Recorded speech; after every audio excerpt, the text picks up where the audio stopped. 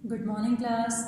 बेटा आज मैं आप लोगों के लिए इंग्लिश ग्रामर पार्ट 2 बुक लेकर आई हूँ। ये सेकंड क्लास की ग्रामर बुक है मेरे पास। इसमें चैप्टर 13 आज आप लोगों को मैं कराने वाली हूँ, जिसका नाम है सेंटेंसेस। ओके, सेंटेंसेस क्या होते हैं बच्चों? Group of word that make a complete sense are called sentence. यानी कि शब्दों का ऐसा समूह जिसको एक परफेक्ट सीक्वेंस में लिखा जाता है, जिसका एक कंप्लीट मीनिंग होता है, तभी वो संपूर्ण वाक्य कहलाता है। अदरवाइज उस शब्दों के समूह की कोई वैल्यू नहीं रह जाएगी अगर उसका कोई एक सेंस नहीं बनेगा तो। ठीक है, फॉर एग्जाम्पल आपको यहाँ पर एक एक्टिविटी दी गई है जिसके थ्रू बताया जा रहा है कि कौन सा कंप्लीट सेंटेंस है और कौन सा जस्ट ग्रुप ऑफ वर्ड्स है विदाउट एनी सेंस। ओके, जैसे फर्स्ट आप देख रहे हो अवास, यहाँ पर लिखा हुआ है एक वास। वास कहते हैं फूलदान को, गुलदस्ते को, है ना, वास या वेस जो भी आप लोग कहते होंगे।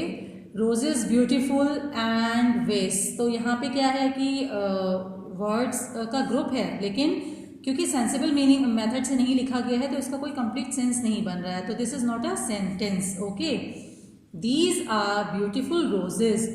दीज मीन्स ये, आर मीन्स हैं, ब्यूटीफुल मीन्स सुंदर, रोजेस मीन्स गुलाब, ये सुंदर गुलाब हैं।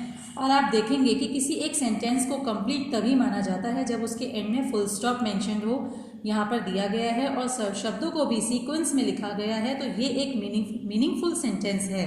Okay, next one is the roses are in the vase. यहाँ पे क्या है कि द रोजेज यानी गुलाब हैं वास में, यानी वास के अंदर, फूलदान के अंदर गुलाब हैं, तो ये भी कंप्लीट सेंस दे रहा है, तो this is also a correct sentence. The beautiful roses are in the vase, यहाँ पे क्या दिया है कि सुंदर गुलाब फूलदान में हैं, ये भी कंप्लीट सेंस दे रहे हैं। तो आप देखेंगे यहाँ पे आपको ग्रुप ऑफ वर्ड्स दिखाए गए हैं डिफरेंट तरीके से, जिनमें कुछ के सेंसिबल मीनिंग्स हैं और कुछ बस अननेसेसरी लिखे गए हैं, अनसेंसफुली लिखे गए हैं। तो आपको खुद को डिफरेंस पता चल रहा होगा पढ़कर और सुनकर, है ना। इसी तरह से बच्चों सेम ये एक्टिविटी आपको यहाँ बोर्ड में डिस्प्ले की गई है। जैसे मैंने ये सेंटेंसेस उतारे हैं, आपको भी ये सेंटेंसेस उतारने हैं, और फिर आपको क्या करना है, इनके सामने जो कंप्लीट सेंटेंस हैं आपको उनको टिक करना है। ठीक है, जैसे कि फर्स्ट है ए वास, तो ए वास में क्या है आपको दिख रहा है, जस्ट 2 वर्ड्स हैं, राइट। तो ये 2 वर्ड्स हैं, एक गुलदस्ता, ठीक है ना। तो एक गुलदस्ता वर्ड तो ठीक है, लेकिन this is not a complete sentence, because यहाँ पे कोई फुल स्टॉप, किसी तरह का कोई मार्क नहीं है, इसमें कोई वर्ब का यूज नहीं किया गया, तो it is just a word not a sentence. Okay, तो ये इनकरेक्ट है। ऐसे ही रोजेस ब्यूटीफुल एंड वास, this is also not a sentence, because इसमें वर्ड्स को सेंसिबली नहीं लिखा गया है, जस्ट लिख दिया गया है, तो this is also incorrect. There are beautiful roses, this one is correct sentence, because इसमें verb भी properly यूज की गई है, words को भी सीक्वेंस से लिखा गया है, और इसका अपना एक मीनिंग भी है। और जैसा कि मैंने कहा without full stop sentence complete नहीं होता, तो इसमें फुल स्टॉप भी दिया गया है। ऐसे ही the roses are in the vase, this is also correct, and the last one the beautiful roses are in the vase, this is also correct. Okay, so these 3 are the correct sensible sentences and these 2 are not. Fine, इतना आपको समझ में आ गया। अब इसके आगे हम लोग चैप्टर स्टार्ट करते हैं। यहाँ चैप्टर में दिया गया है the first 2 lines give some information, you know that there are roses and a vase, but there is nothing to show how they are connected to each other.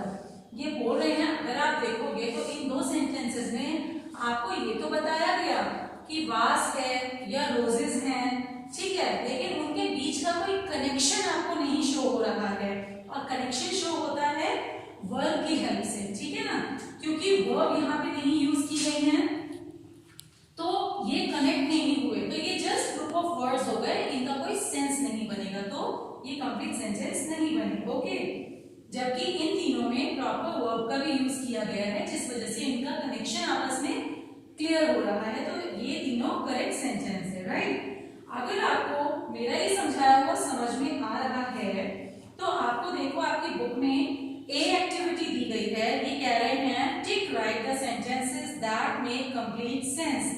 ये आपको 5 sentences दिए गए हैं जिनका भी करेक्ट सेंस आपको समझ आगे आपको टिक करना है, और जिनमें सही सेंस नहीं बन पा रहा है उनके आगे आपको क्रॉस करना है, क्योंकि इसमें दिया है put a cross against the ones that do not, यानी जिनका सेंस नहीं बनता है उनके आगे आपको क्रॉस करना है, राइट।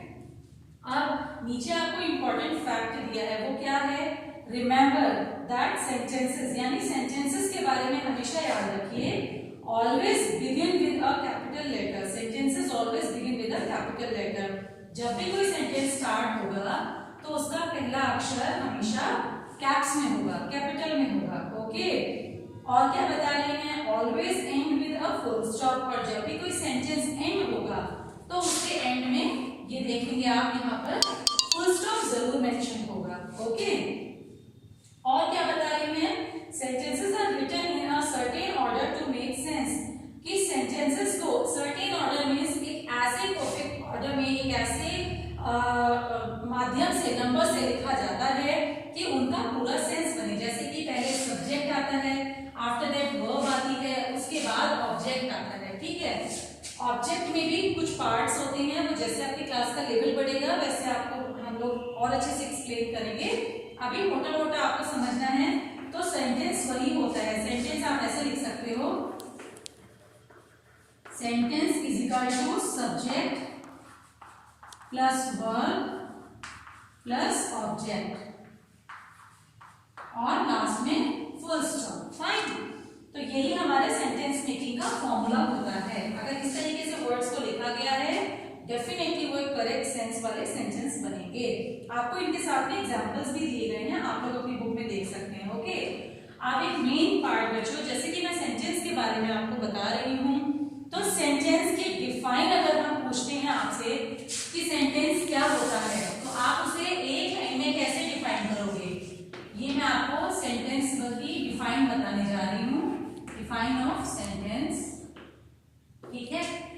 आप इसे लिखेंगे a group of words that make a complete sense. क्या होगी सेंटेंस की define, a group of words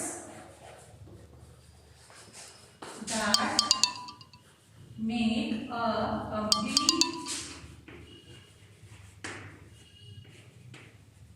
sense, okay. ये है सेंटेंस की डेफिनेशन, ठीक है। आपको कॉपी में क्या करना है वो मैं आपको कॉपी बुक की पिक सेंड कर दूंगी, तो आप वहां से देख के अपनी कॉपीज में कर लीजिएगा।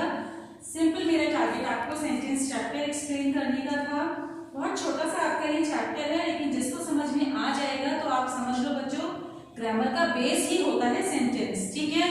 अगर आपको ये समझ में आ गया है, ए एक्टिविटी, बी एक्टिविटी और सी एक्टिविटी, ये तीनों आज के लिए आपका होमवर्क है जिसे आप बुक में ही फिल करेंगे, ठीक है। कॉपी वर्क मैं आपको सेंड करूंगी, ओके। Thank you.